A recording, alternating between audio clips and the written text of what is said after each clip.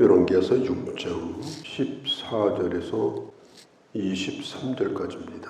다윗과 솔로몬의 때, 그때가 이스라엘의 전성기입니다. 그래서 주변에 있는 많은 나라들을 지배하고 있었습니다. 이 아람이라는 나라는 아주 작은 약소국가였어요. 그런데 나라가 남북으로 분열이 되고 북이스라엘은 하나님을 떠남으로 점점 약해집니다. 아합 왕을 이어서 여호람에 이르기까지 쇠퇴하기 시작합니다. 이 엘리사 때에도 북이스라엘과 아람은 긴장 관계를 유지하면서 잠깐 싸웠다가 또 평화로웠다가 반복을 하게 되죠.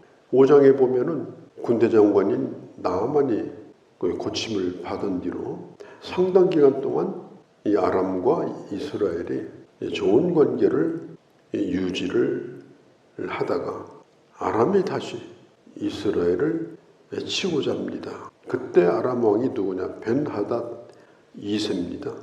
전쟁을 하려고 하면은 전략을 짜야 되잖아요.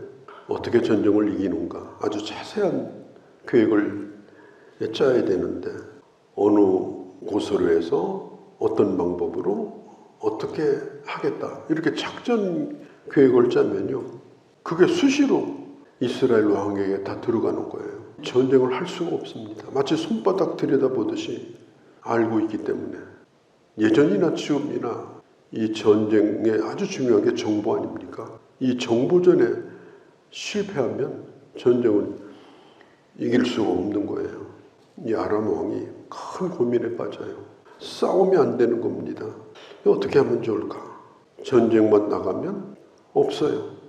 오히려 그쪽에서 오는 걸 다 알고 복병을 두어가지고 오히려 자기들이 피해를 입습니다. 그래서 왕이 신하들을 데려다가 다그치는 거예요. 분명히 너희들 가운데 이스라엘과 내통하고 있는 자가 좀 있다. 내통하지 않는다면 왜 여기서 한 얘기가 왜 거기로 다 나가느냐. 요즘으로 말하면 간첩이 있다. 그때에 한 신하가 얘기합니다. 왕이요, 이스라엘에는 하나님의 사람 엘리사가 있는데 그 자가 왕의 침실에서 왕이 혼자 한 생각까지 다 알아내가지고 계획도 세우기 전에 이미 다 그쪽에서는 다 준비하고 있습니다. 그래서 왕이 작전을 바꿔요. 엘리사부터 먼저 죽이기로. 이스라엘에서 제거해야 될 대상 1호가 바로 엘리사가 되어버렸습니다. 엘리사가 어디 있느냐 알아보니까 도단이라는 곳에 있어요. 도단은 조그만 성입니다. 여기가 어딘가 하면 사마리아, 북이스라엘의 수도가 사마리아죠. 사마리아에서 멀지 않은 곳인데 요셉이 잡혀가던 곳이에요. 이스라엘은 옛날 성이 거의 따로 없었어요. 그냥 텔이라고 부릅니다. 텔. 그래서 텔 도단. 그럼 텔이 뭐냐? 조그마한 언덕이에요. 보통 평지보다 약간 높은 언덕을 그냥 텔이라고 그래요. 성경에서는 그런 곳을 성이다 이렇게 부르는데 지금 이 아람 왕이 군대를 끌고 도단성을 점령하겠다면 속수무책입니다. 그때에 엘리사 옆에 청년 하나가 있었는데 어떤 분은 이 청년이 바로 게하시다 이렇게 말하기도 하는데요. 게하시는 5장에서 나병에 걸려가지고 엘리사를 떠났죠. 여기서 말하는 이 청년은 그냥 한나르라는 말인데 이것은 그냥 젊은 소년이다 그런 뜻이에요. 아마 엘리사가 가르치는 신학생 가운데 엘리사 옆에서 보조를 해주는 그런 사람이었을 겁니다. 근데 이 청년이 어느 날 눈을 뜨고 보니까 그 도단성 주위에 아람 군대가 쫙 깔려 있어요. 겹겹이 그 성을 에워싸고 있는 거예요. 이 도단성은 군대가 없습니다. 주민들만 그 안에 살고 있어요. 이걸 보면서 엘리사에게 이 소식을 알리게 되어집니다. 우리 눈이 보배라는 말이 있죠. 왜 눈이 보배일까요? 좋은 눈을 가진 사람은 정말 그 눈이 보배입니다. 좋은 시각을 가지는 거. 어떤 사람은 바퀴벌레처럼 계속 부정적인 것만 봐요. 어두운 것만 봐요. 그건 눈이 병들어서 그래요. 이 눈이 건강해야 됩니다. 안과 자주 간다고 눈이 좋아지는 게 아니고 이 좋은 눈을 우리가 가지도록 노력해야 돼요. 좋은 눈을 달라고 기도해야 돼요. 눈이라고 하는 건 창문과 똑같아요. 창문이 노래면 방 안이 다 노랬습니다. 창문이 컴컴하면 방 안이 다 컴컴합니다. 그래서 참 이 눈이 보배다. 눈에 보이는 만큼 알고 아는 만큼 또 보이고 영적으로도 마찬가지예요. 영적인 눈이 열려져 있는 사람은 남이 보지 못하는 걸 무한히 열려져 있는 영적 세계를 보게 되는 거예요. 내가 하나님을 알고 하나님이 어떻게 이 세상을 경영하시는가, 하나님은 어떤 분이고 예수 그리스도는 어떤 분이고 성령은 어떤 분이고 인간은 뭐고 어떻게 인간이 구원을 받고 이런 참된 지식을 분명하게 가지게 되면 이제는 보이기 시작합니다. 어떻게 보이느냐? 성경의 눈으로 세상을 바라봐요. 너와 내가 바라볼 때도 성경의 눈으로 상대방을 바라봐요. 눈을 감고 세상을 산다고 생각해 보세요. 사람이 죽으면 뭐라고 그래요? 눈 감으셨습니다. 죽었는데도 눈 뜨고 있으면 눈을 감겨놔. 살아있는데도 눈 감고 사는 사람은 죽어있는 사람이에요. 우리가 눈이 병들지 않게 기도하셔야 돼요. 하나님 정말 믿음의 눈을 가지고 밝은 눈을 가지고 건강한 눈을 가지고 하나님이 지어진 이 아름다운 세계와 하나님이 허락하신 귀한 하나님의 축복들을 바르게 보고 그걸 누릴 수 있고 더 구체적으로 더 깊이 섬기고 사랑할 수 있도록 우리가 하나님 앞에 기도해야 되는 것입니다. 사람이 출생을 하게 되면 어린아이는 안 보입니다. 눈 뜨고 있는 거지 안 보여요. 어느 정도 보이느냐? 출생 때 성인의 시력의 60분의 1만 본다고 합니다. 생후 6개월이 되면요. 그때 그리고 그 이후로 눈이 점점 떨어져서 정상적인 시력을 갖는다고 합니다. 사람이 이 세상에 태어나서 점점 좋은 시력을 갖추어 나가는 거예요. 이 신생아들은 60도만 본다고 그래요. 직각의 3분의 2만 보는 거예요. 시야가 좁아요. 그러니까 차 운전할 때도 그렇게 운전한다고 생각해 보세요. 얼마나 이게 두려운 일이에요. 봐야 되는데 안 보이고 성인은 몇 도까지 보느냐. 앞을 보고 있어도 180도까지 볼 수 있습니다. 믿음이 뭡니까? 히브리서 11장에 보면 믿음은 바라는 것들의 실상이요 보지 못하는 것들의 증거다. 믿음을 가지게 되면 보지 못하는 걸 보게 됩니다. 남들은 꿈도 못 꾸는 것을 보게 되고 보니까 바라게 되고 그리고 그 믿음을 따라서 사니까 그게 실상이 되고 처음에는 이미지였는데 이미지만 봤어요. 그런데 믿음으로 계속해서 바라보니까 그게 사실이 된 거예요. 실체가 된 거예요. 이게 굉장히 중요한 겁니다. 우리가 신앙생활을 한다고 똑같은 세계 속에 사는 게 아닙니다. 사는 세계 자체가 틀려요. 시야가 틀리고요. 넓이가 다르고요. 미사일도 조금 날아가다 떨어지는 게 있고 대기권 겨우 넘어가는 거 있고 화성까지 가는 것도 있어요. 그 높이가 다릅니다. 정말 하나님과 교제가 가능한 사람이 있고 그냥 눈앞에 바닥 쓰는 기도만 하다 가는 사람도 있고 스데반이 순교할 때에 돌에 처참히 맞아서 죽습니다. 아무것도 안 보여요. 온 얼굴에 피로 그냥 다 젖어버렸을 때 그때 스데반이 보고 있었어요. 뭘 봤느냐? 하늘을 바라봤다고 그랬어요. 하늘을 바라보니까 하나님 우편에 서 계신 예수 그리스도를 그가 봤어요. 하나님 보좌에 앉은 줄 알았더니 예수님이 서 계신 거예요. 왜 서 계셨겠어요? 맞아주려고. 스데반은 죽음이 조금도 고통스럽지 않았어요. 그런 주님을 보니까 죽음을 이긴 거예요.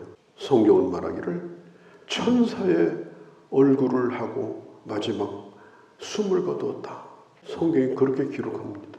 왜 그랬을까요? 보았기 때문에 그런 거예요. 예루살렘을 떠나서 엠마오로 가던 두 제자도 캄캄한 어둠 속에 가고 있어요. 심지어 예수님이 지금 옆에 동행하는데도 무슨 나그네인 줄 알고 모습을 봐도 모르고 목소리를 들어도 모르고 그리고 자기 신세 한탄하는 거예요. 며칠 전에 예루살렘에서 있었던 그 일을 아느냐고. 슬픈 빛을 하고서 길을 가고 있었어요. 그때 예수님이 가시면서 계속해서 말씀을 풀어줍니다. 하나님의 말씀을 풀어주는데 희한하게 눈에서 비늘 같은 것이 떨어지기 시작합니다.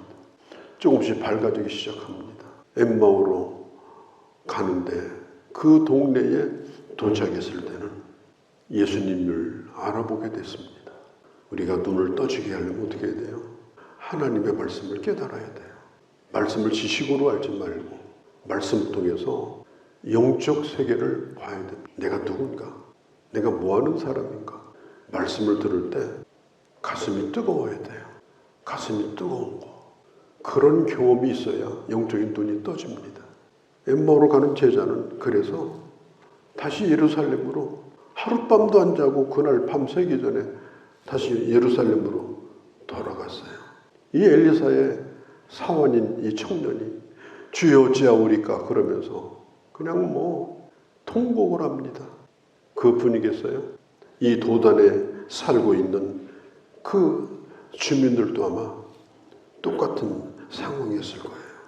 그때 선지자가 청년에게 말을 합니다. 두려워하지 말라. 우리와 함께한 자가 그들과 함께한 자보다 많다. 우리는 하나님의 군대가 우리를 지키고 있다. 눈으로 보기는 저들이 많지만 우리는 결코 혼자가 아니다. 그러면서 엘리사는 하나님의 평강을 누리고 있습니다. 우리가 하나님 앞에 기도할 때 하나님 정말 내가 믿음의 사람이 돼서 하나님이 나와 함께 하심을 영적으로 바라보며 삶으로 인해서 일당백의 은혜를 주옵소서.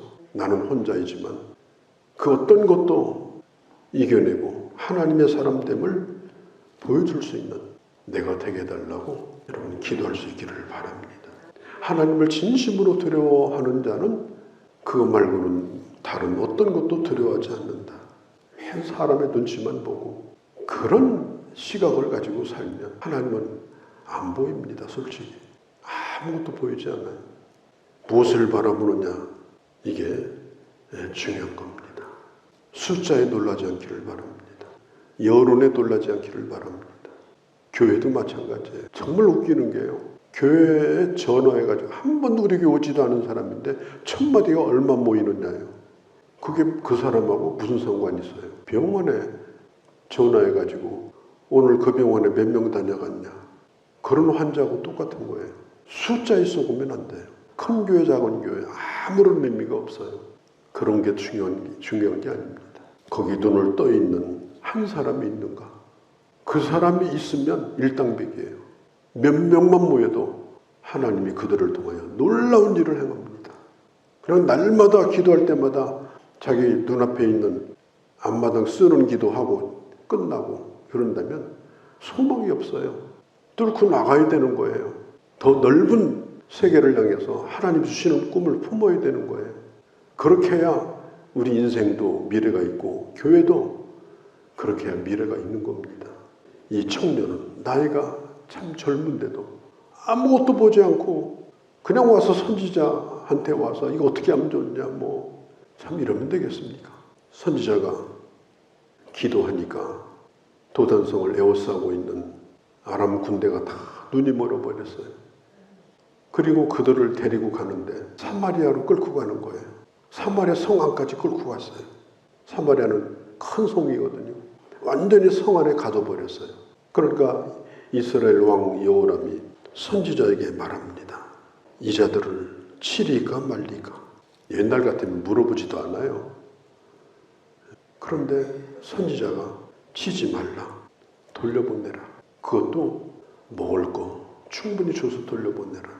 그래서 여호람 왕은 엘리사가 시키는 대로 그렇게 함으로 오늘 이 일이 끝나게 되어집니다. 23절 마지막에 이렇게 말해요. 아람 군사의 부대가 다시는 이스라엘 땅에 들어오지 못했다.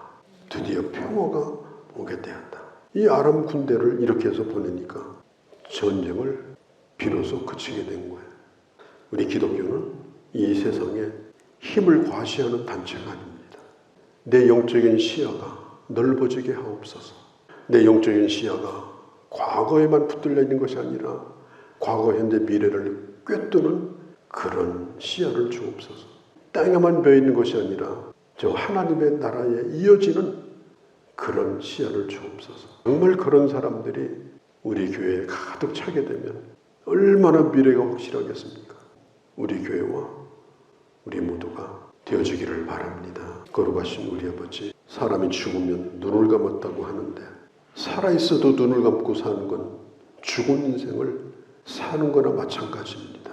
아버지, 저희들에게 눈을 뜨게 해주셔서 눈앞에 보이는 적군과 수의 많음과 강함을 바라보면서 두려워하는 자가 되지 않게 하시고 나와 함께하는 하나님의 군대와 나를 지켜주는 하나님의 역사를 분명하게 믿고 오히려 베풀며 그리고 오히려 포용하며 이 세상을 변화시킬 수 있는 그런 하나님의 사람으로 살게 하여 주시옵소서.